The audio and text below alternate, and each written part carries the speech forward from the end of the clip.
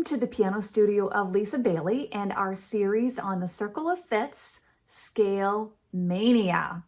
In our first video, you learned how to build a major scale using half steps and whole steps. And we learned our first stop on the circle of fifths, which was C major. In each video, we're going to follow a similar pattern where we're going to work on building the major scale, look at the fingering for the major scale, work on it hands separately, and then hands together for 1 octave, 2 octaves, and then we'll do some improvisation.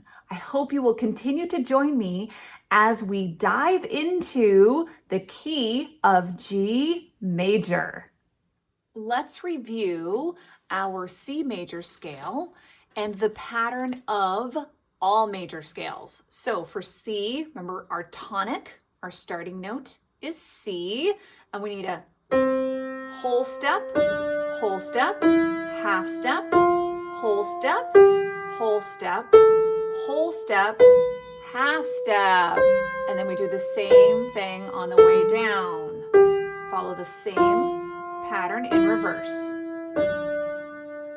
Same thing for the left hand. Tonic, whole step, half step, whole step, whole step, half step. Then we follow the pattern in reverse on the way back down.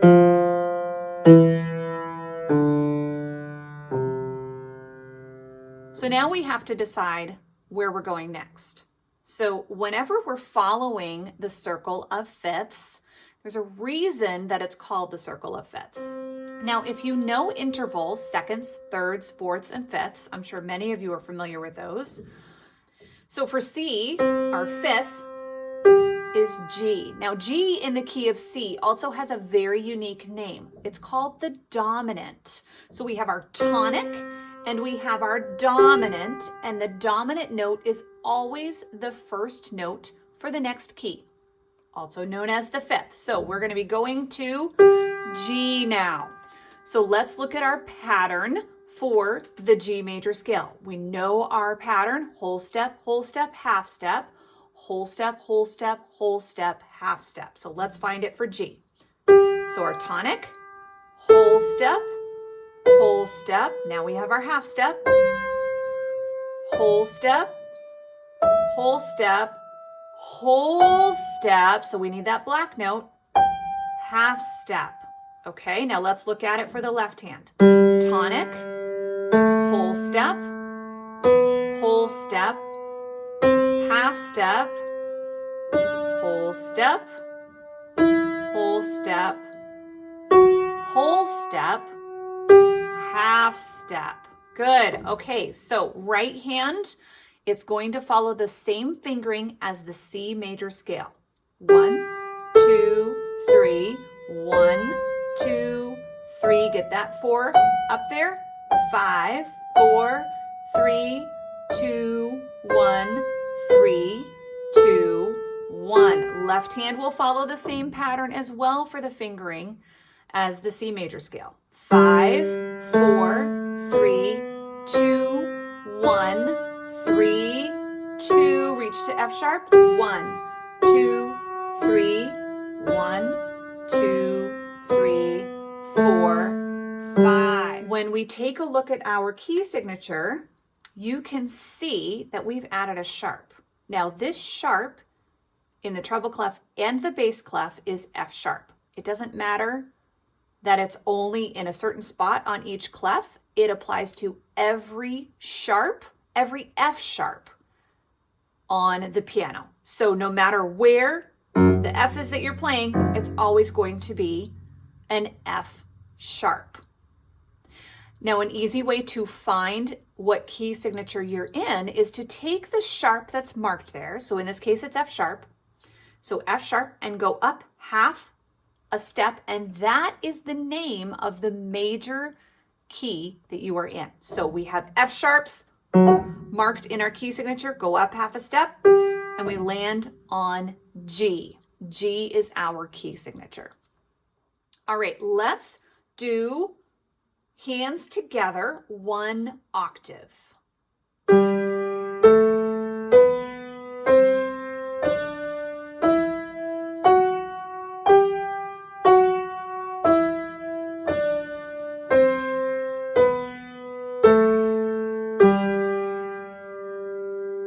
Good. Take your time working on that. Make sure you have the hands separate down well before you move on to the hands together.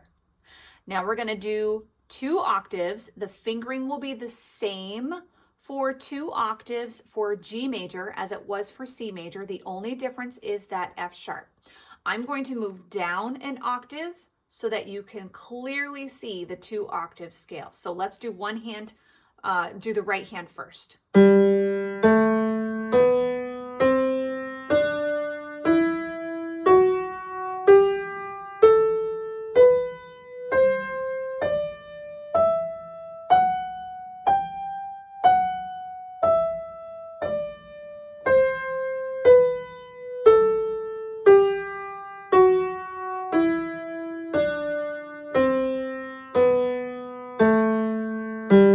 Good. Now the left hand.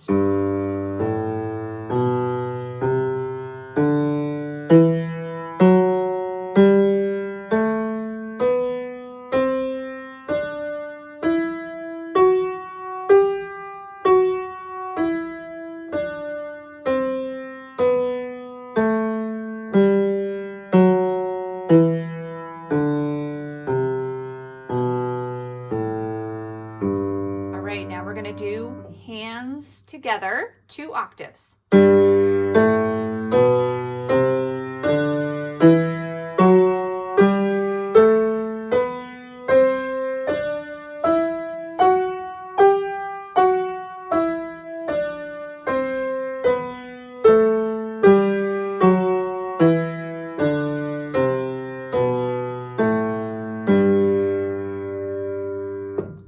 Good. I'm going to say this again. I'm going to say this in every video. Take your time learning that.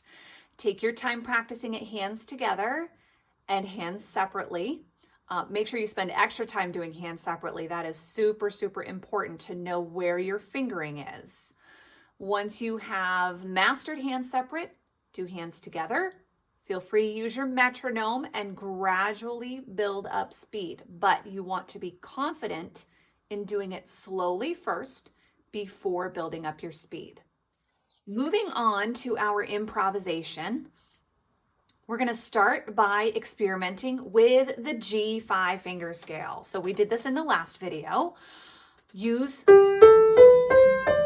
first 5 notes of the G major scale and try out some things. Pause the video, give yourself some time to try out some long notes, short notes, quick notes, loud, soft, however, skipping, stepping, using different intervals. Try out different things and see what your ear likes, what your fingers like. Remember that with improvisation, there are not any mistakes. It is all made up on the spot. So pause the video and try out a little bit.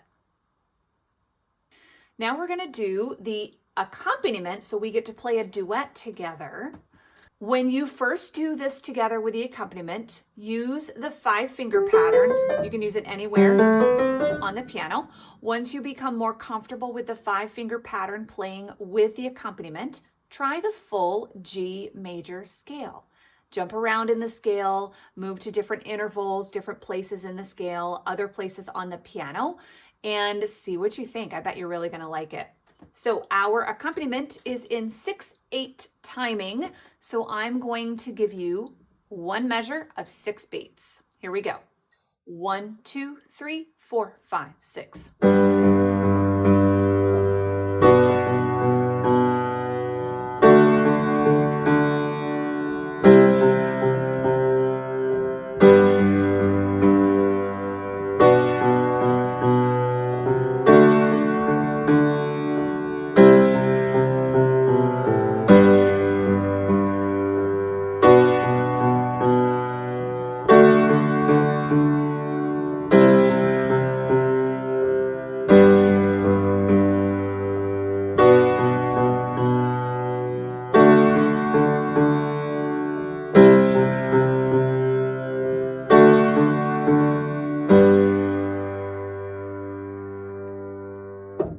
Very nice. Give yourself some time to work on that and try out some different things.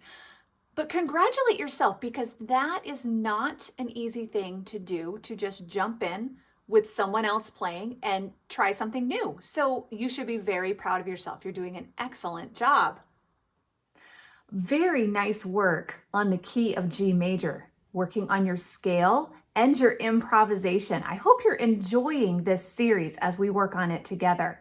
Stay tuned for the next video where we're going to move again on the circle of fifths to our next major key.